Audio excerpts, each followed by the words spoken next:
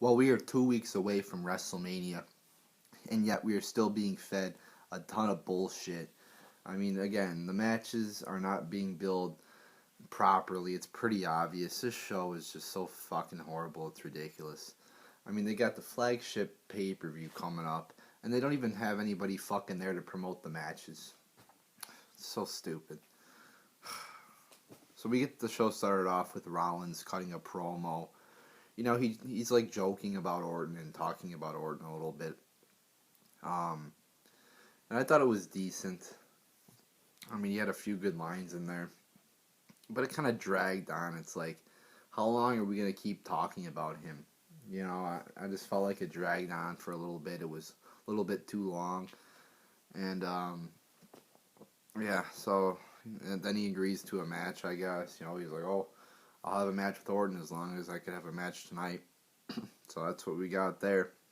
So yeah, not again, the show starts off with a promo. And I mean, it was, again, decent, I guess. Orton cuts a promo there too. That wasn't that bad. So yeah, I guess all in all, a decent way to start the show. Then we have Nikki defeating AJ.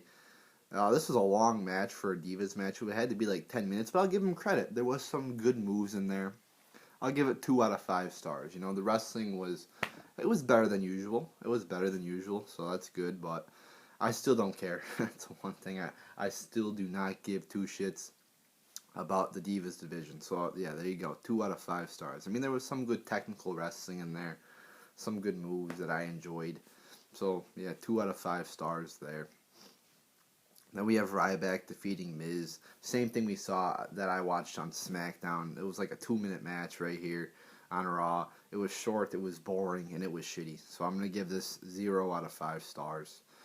Oh, jeez. Then we have John Cena coming out to cut a promo. And he's, oh my, this was so fucking horrible. You know, Bleacher Report just put out an article why John Cena should beat Ric Flair's 15 or 16-time champion reign or whatever.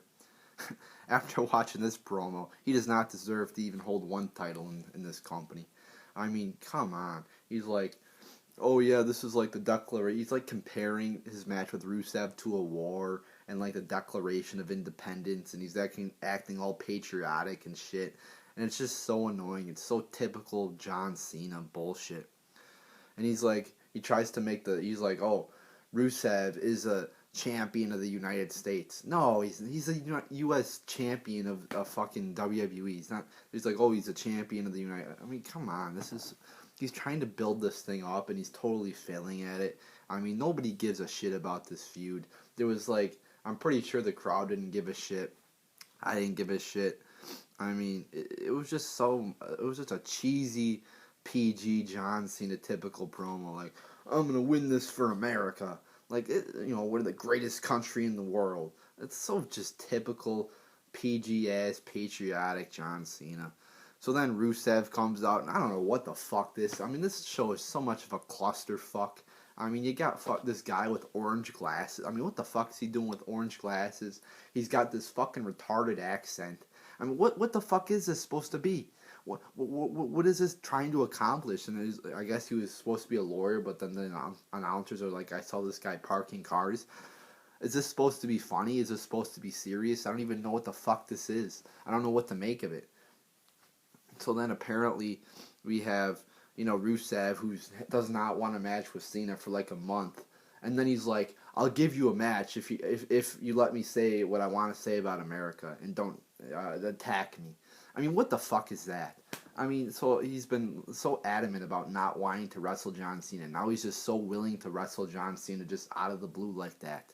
I mean, again, this company just makes no sense like that. It just, I don't know. It just didn't make any sense to me.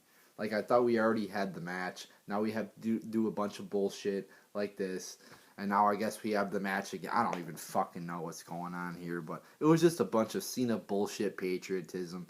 They should have just went on with the match and built it up, and instead of this bullshit lawyer thing or whatever, and contract, whatever. I don't even fucking know what the fuck this was. So that wasn't good. That was not good at all. Then we have Team Fact defeating New Day. It was short. I'm glad Team New Day was defeated by Team Fact. I'll give it 1 out of 5 stars. Cesaro. Oh, what pissed me off after the match? Cesaro gets beat up by a fucking bull. Again, more bullshit from this horrible company.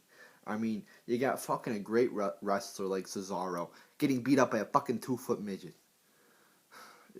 See, this is what makes me so. Everybody tells me, oh, you rant too much. Well, how about this shit, huh? How about this bullshit? With a fucking El Torito beating up Cesaro? Are you kidding me? It just looks retarded. It doesn't look logical. It doesn't look realistic. It's just so stupid. And it buries the wrestlers too. How do you think the wrestlers feel getting beat up by a 2.5-foot midget? Then we have, they're like, oh, Lesnar's gonna give his response, and just like they did last week with Sting, it's a fucking backstage bullshit promo. Why isn't Lesnar there?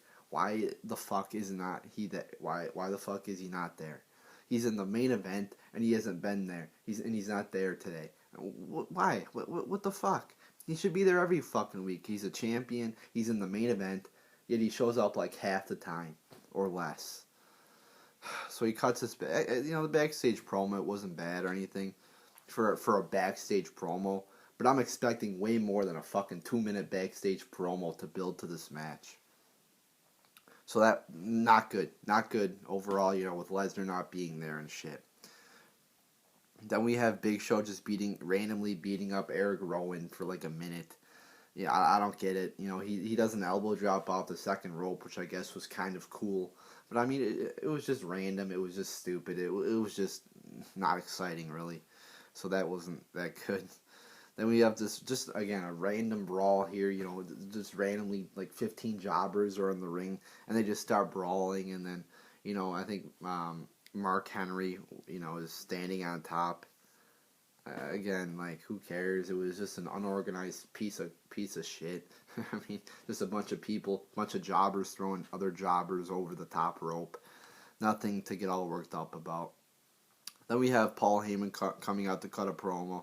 I thought this was a pretty good promo. I didn't think it was as good as his last 2 promos on the 2 previous Raws, but I thought it was still a pretty good promo.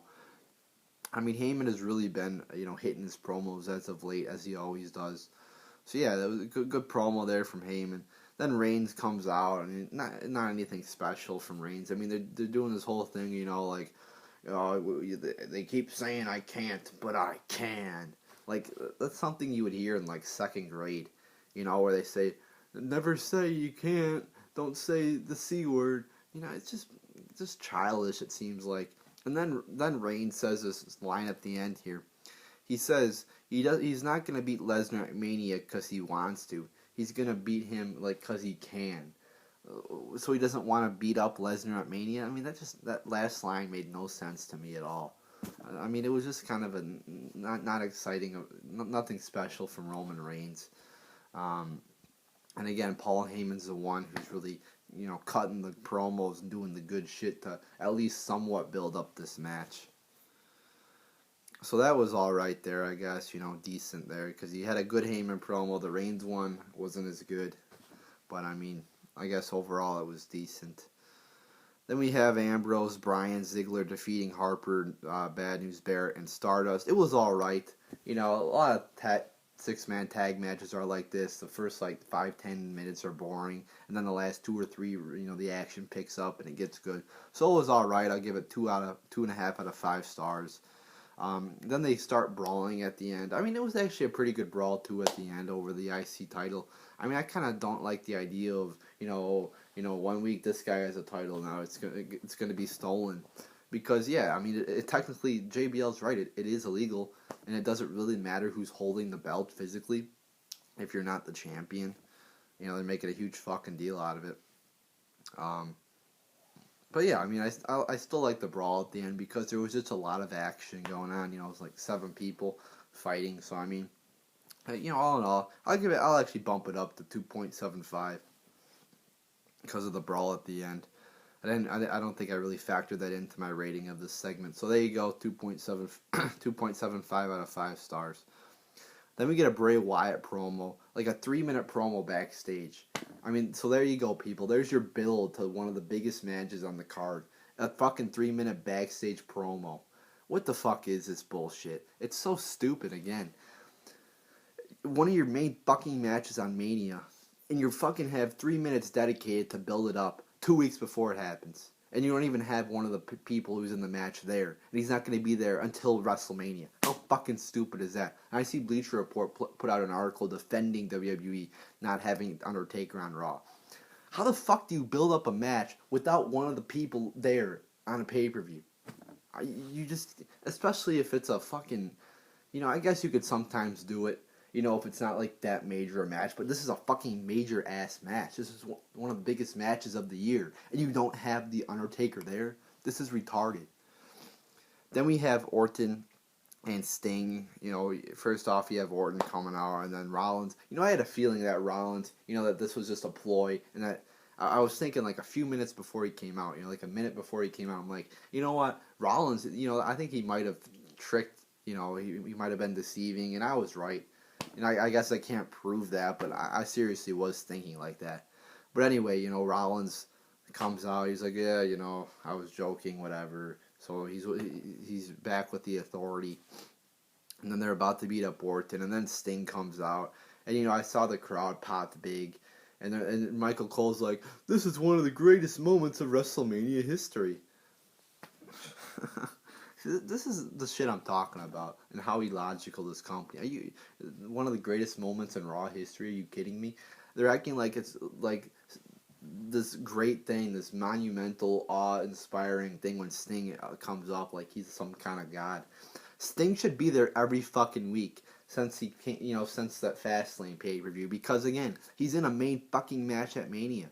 He should be there every week. And what I didn't like about it is there was no interaction with Triple H on this show. I mean, he's wrestling in the arguably, probably the second, best match, I guess, on the card at Mania. And no interaction with Triple H today. I mean, for the most. I mean, you can argue that it was, but I mean, there was no promo, there was no brawl between the two. So Sting being there for 2 minutes isn't gonna cut it for me. And Triple H didn't even do anything, about the Sting and Triple H match. He didn't do anything. It was all about Rollins. So there you go. There's no build up, no fucking build up. I mean, can we have good build ups to the fucking matches anymore? I guess not. I guess we can't even get anything.